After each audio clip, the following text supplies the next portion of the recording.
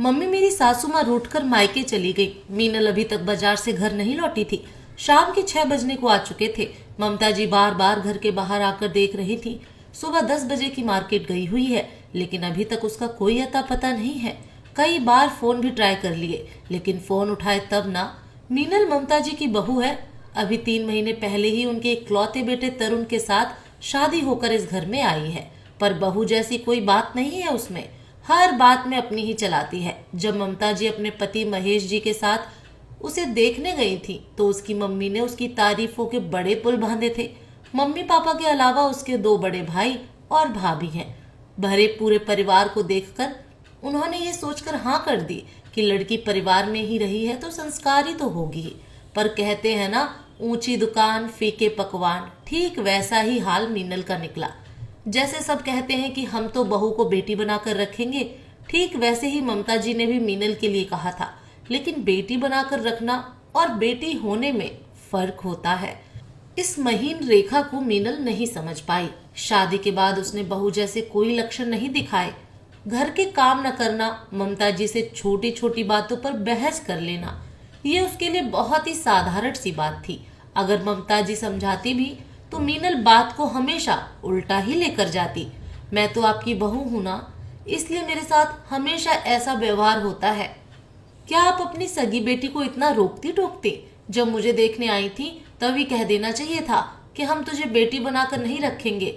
ममता जी घर की शांति के लिए चुप रह जाती। महेश जी से बोलती तो महेश जी भी ममता जी को ही समझाते। अरे अभी बच्ची है, कुछ दिनों में समझ जाएगी, तुम थोड़ा सब्र करो। तरुण से कुछ कहती तो तरुण कहता, मम्मी आपके जमाने में और आज के जमाने में बहुत फर्क है। पहले बहुएं सिर्फ बहुएं होती थी, पर आजकल बेटियां होती हैं। थोड़ा वक्त दो, वो सब समझ जाएगी। आखिर जब पति और बेटा ही कह रहे हैं तो ममता जी उसके आगे कुछ कह ही नहीं पाती।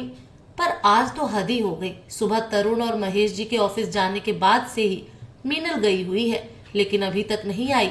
ममता जी फोन कर रही है तो फोन भी नहीं उठा रही है। भला ये कोई बहू बेटी के लक्षण है? आने दो से आज तो साफ साफ बात करूंगी। ममता जी बड़बड़ाने लगी। इतने में तरुण और महेश जी भी घर आ गए।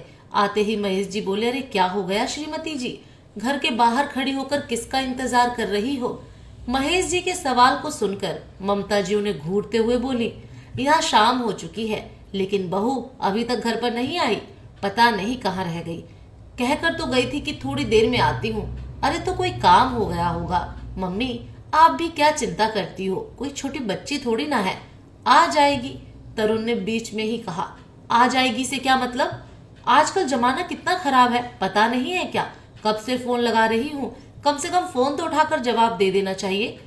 भला ये कोई बहू बेटी के लक्षण होते हैं? तरुण की बात सुनकर ममता जी खींचते हुए बोली, अच्छा अच्छा, तुम दोनों माँ बेटे बात करो, मैं जाकर चेंज कर रहा हूँ और थोड़ी देर आराम करूंगा, फिर सब लोग मिलकर खाना खाएंगे। खाना तो बना लिया होगा आपने श्रीमती जी? महेश जी की बात सुनकर ममता जी बोली, हाँ हाँ, सब्जी और दाल बना दी है, बस रोटियां सेकनी है। इतने में बाहर कैब आकर रुकी। उसमें से मीनल उतर कर आई तो उसके हाथ में काफी सारे शॉपिंग बैग्स थे। अंदर आते ही बैग्स एक तरफ पटक कर सोफे पर बैठते हुए बोली, आज तो सचमुच बहुत थक गई हूँ, पर शॉपिंग करके मजा आ गया। बहू तुम इतना सब कुछ क्या लेकर आई हो? ममता जी ने बैग्स की तरफ देखते हुए कहा, कुछ नहीं मम्मी जी, मेरी जरूरत का सामान है। मैं अपने लिए सेल में से खूब अच्छी अच्छी साड़ियां लेकर आई हूँ, कुछ मेकअप का सामान है और डेली यूज के कपड़े लाई हूँ। मीनल ने ममता जी को जवाब दिया, पर तुम्हारी शादी तो अभी 3 महीने पहले ही तो हुई थी। अभी तो कई सारे कपड़े ऐसे हैं जो तुमने पहने भी नहीं है, फिर और शॉपिंग करने की क्या जरूरत थी? और मैं तुम्हें कब से फोन लगा रही हूँ, तुम फोन उठाकर जवाब तक नहीं दे रही हो मुझे। भला ये कोई बात होती है? मुझे चिंता हो रही थी। मम्मी जी मैं कोई छोटी बच्ची नहीं हूँ, शॉपिंग करने ही तो गई थी, लौट कर आ ही जाती ना। जो आप बार बार फोन पर फोन कर रहे थे, कितना एम्बेरेस लग रहा था मुझे अपने दोस्तों के सामने, इसलिए मैंने फोन का वॉल्यूम ही बंद कर दिया। और रही बात शॉपिंग की, तो मुझे जिन चीजों की जरूरत थी मैं वो ले आई। इसमें बात का बतंगड़ बनाने की क्या जरूरत पड़ गई? मेरी मम्मी ने तो मुझे कभी नहीं रोका। मीनल ने बिगड़ते हुए कहा, बेटा तुम्हारी मम्मी ने तुम्हें कभी रोका नहीं, क्योंकि वो तुम्हारा मायका था, वहां तुम बेफिक्र होकर रहती थी। जी किया तो काम किया, नहीं तो छोड़ दिया। दो दो भाभियां थी, संभाल लिया था उन्होंने। पर ये तो तुम्हारा ससुराल है, तुम खुद यहाँ एक बहू हो, वो भी इकलौती। इस घर का भला बुरा सब तुम्हें सोचना है। आखिर अपनी जिम्मेदारियां कब उठाओगी? ममता जी ने मीनल की बात का जवाब दिया। तब मीनल चिढ़ते हुए बोली, मम्मी जी, फिर तो आपको शादी से पहले बोलना ही नहीं चाहिए था कि हम बहू को बेटी बनाकर रखेंगे। इतनी रोक टोक तो कभी मुझ पर मेरी मम्मी ने भी नहीं की जितना आप टोकती हैं। कहकर मीनल कमरे में चली गई। ममता जी ने उदास होकर तरुण की तरफ देखा तो तरुण उल्टा ममता जी को समझाने लगा, क्या मम्मी आप भी चिल करो ना, क्यों सास बन रही हो? 7 ही तो बजे हैं, आ तो गई टाइम से। आपकी बेटी होती तो क्या आप उसके साथ भी इस तरह से बिहेव करती? कहकर तरुण भी अपने कमरे में चलता बना। ममता जी को बहुत बुरा लगा। उदास मन से ममता जी कमरे में आ गईं और पलंग पर बैठ गईं। उन्हें इस तरह उदास देखकर महेश जी बोले, ममता, तुम्हें नहीं लगता कि तुम मीनल के सास बनने की कोशिश कर रही हो? अभी बाहर जो भी हुआ उसमें तुम्हारा हाथ है। अच्छी खासी घर में शांति थी, बेवजह तुमने हंगामा कर दिया। उनकी बात सुनकर ममता जी बोली, आपको भी लगता है कि मेरी ही गलती है? बहू का यूं लेट तक आना, मेरा फोन ना उठाना, घर की कोई जिम्मेदारी न लेना, ये गलत नहीं है। अरे छोटी सी बात को क्यों बड़ा बना रही हो? अगर तुम उसे बेटी की तरह मानोगी तो खुश रहोगी। अब तुम्हारी अपनी बेटी होती तो। कहते कहते महेश जी चुप हो गए। पर यह बात ममता जी के दिल पर जा लगी। उन्होंने कहा तो कुछ भी नहीं, पर अपना मोबाइल लेकर बाहर बरामदे में आ गईं। घुटन महसूस हो रही थी, इसलिए अपनी एक सहेली अनु को फोन लगा दिया और बातों ही बातों में मीनल के बारे में बता दिया। तब अनु ने कहा, देख ममता, बहू और बेटी के बीच में फर्क तो होता है, यह बात मीनल को समझना ही पड़ेगा। और रही बात महेश जी और तरुण की, तो जब तक इंसान को पका पकाया मिलता रहेगा तब तक वो हाथ पैर क्यों चलाएगा? महेश जी और तरुण के सारे काम तो तू कर देती है, इसलिए उन लोगों को क्या फर्क पड़ेगा कि मीनल घर का काम करती है या नहीं, अपनी जिम्मेदारियों को समझती है या नहीं। तुझे खुद ही कोई कदम उठाना पड़ेगा, तभी तू खुद की मदद कर सकती है।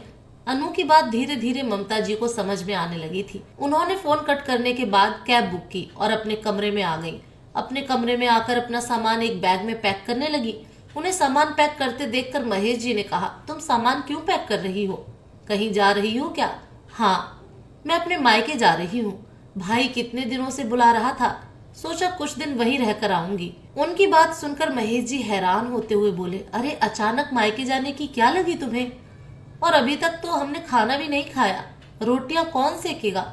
अरे आपकी लाडली बेटी है ना, उससे बोलो। अब क्या हमेशा जिम्मेदारी मैं ही निभाती रहूं? ओह, तो लगता है बात का बुरा लग गया, इसलिए अब ये तमाशा कर रही हो। इसमें तमाशे की क्या बात है? अभी मैं अपने मायके जाती तो क्या मेरी बेटी मुझे मायके जाने से रोकती? वही तो पीछे से पूरा घर संभालती। अब तुम बेवजह की बातें कर रही हो तुम। लेकिन ममता जी ने महेश जी की बात को पूरा होने ही नहीं दिया। वो चुपचाप अपना बैग लेकर बाहर आ गई। तब तक कैब भी आ चुकी थी।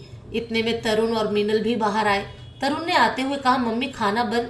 ममता जी को बैग के साथ देखकर तरुण ने बात को पलटकर पूछा, आप कहीं जा रही हो?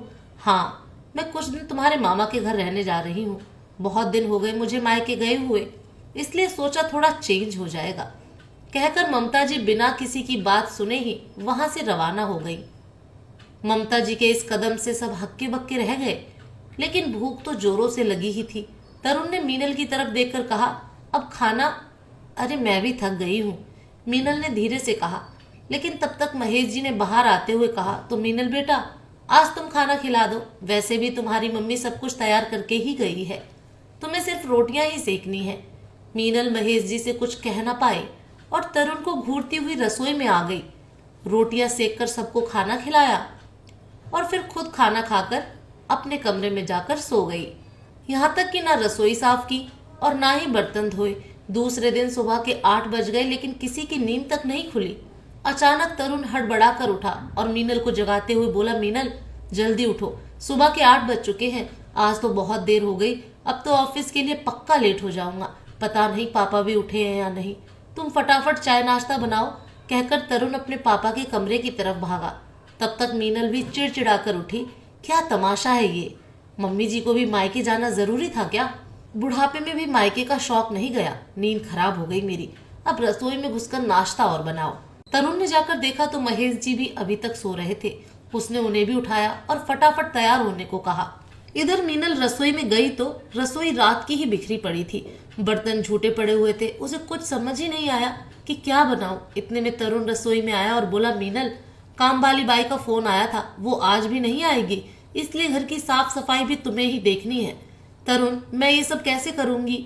रसोई बिखरी पड़ी है, रात के झूठे बर्तन पड़े हुए हैं, ऊपर से तुम कह रहे हो काम वाली बाई भी नहीं आएगी।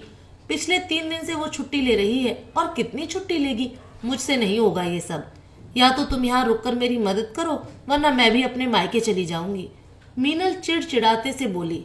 उसकी बात सुनकर तरुण एक पल के लिए बिल्कुल चुप हो गया और फिर बोला, मीनल, मम्मी भी तो ये सब अकेले संभालती थी, तुम तो कभी उनकी मदद भी नहीं करवाती थी। मुझे नहीं पता, ये सब तुम्हारी मम्मी ने ये सब जानबूझकर किया है मुझे परेशान करने के लिए। मैं अपने मायके जा रही हूँ, तुम देख लो तुम्हें क्या करना है। मीनल बड़बड़ाते हुए अपने कमरे में चली गई। उसकी ये बात महेश जी ने भी सुन ली। वाकई उन्हें काफी हैरानी हुई कि बहू एक दिन घर नहीं संभाल पा रही, जबकि वो और तरुण उसी का साथ देते थे। तभी महेश जी तरुण से बोले, बेटा, मैं ऑफिस जा रहा हूँ, चाय नाश्ता वहीं कर लूंगा, आज तुम घर पर रहकर मीनल की मदद करवा दो। कहकर महेश जी घर से बिना चाय नाश्ता किए ही रवाना हो गए। इधर मीनल ने अपनी मम्मी को फोन लगाया ये बताने के लिए कि वो मायके आ रही है, तो उसकी मम्मी ने पूछा, आज अचानक कैसे मायके आ रही है? सब ठीक तो है यहाँ? कुछ भी ठीक नहीं है मम्मी, मेरी सास तो रूठकर मायके जाकर बैठ गई। पता नहीं लोग शादी से पहले ऐसा क्यों कहते हैं कि हम तो बहू को बेटी बनाकर रखेंगे। सच, बोलने में और करने में बहुत फर्क होता है। बड़बड़ाती हुई मीनल ने कल का पूरा किस्सा अपनी मम्मी को कह सुनाया। उसकी बात सुनकर उसकी मम्मी ने कहा, अच्छा, तो तू काम के डर से भाग कर आ रही है? तुझे तो मेरे जैसे सास मिलनी चाहिए थी, जो बहुओं को डांट डपट कर एक तरफ बिठा कर रखती है। खबरदार, जो तू मेरे घर आई तो तेरी बात सुन सुनकर मेरी बहुएं बिगड़ जाएंगी और मेरे सिर पर चढ़कर नाचेंगी। मम्मी, आप मुझे मेरे ही मायके आने से रोक रही हैं? मीनल हैरान होते हुए बोली, क्यों ना रोकूं तुझे? अपना घर संभाल नहीं पा रही है और मेरे घर में आग लगा दोगी? इज्जत से आए तो तेरा स्वागत है, लेकिन इस तरह से लड़ झगड़ कर आई तो मेरे घर के दरवाजे तेरे लिए बंद हैं। कहकर उसकी मम्मी ने फोन रख दिया। मीनल हैरान रह गई कि उसकी मम्मी उसे ये जवाब दे रही थी। अब तो मजबूरन उसे घर का काम करना ही था, इसलिए रसोई में पहुंच गई। मीनल को काम करता देखकर तरुण की भी जान में जान आई और वो भी घर की साफ सफाई में उसकी मदद करने लगा। दोनों ने मिलकर ही घर का काम किया था, लेकिन उसमें ही दोनों थक गए, इसलिए दोपहर में खाना दोनों ने बाहर से मंगवाया। लेकिन शाम आते आते सबको अपनी गलती का एहसास हो चुका था, इसलिए महेश जी आते समय ममता जी को मनाकर अपने साथ ही लेकर आए। ममता जी के घर आते ही मीनल और तरुण ने भी उनसे माफी मांगी। आखिर धीरे धीरे सब कुछ नॉर्मल हो गया। यह तो कहानी थी, इसलिए आसानी से सब कुछ नॉर्मल हो गया, पर सच्चाई तो इससे काफी परे होती है। तो दोस्तों, आपको ये कहानी कैसी लगी कमेंट करके जरूर बताएं। फिर मिलूंगी एक नई कहानी के साथ।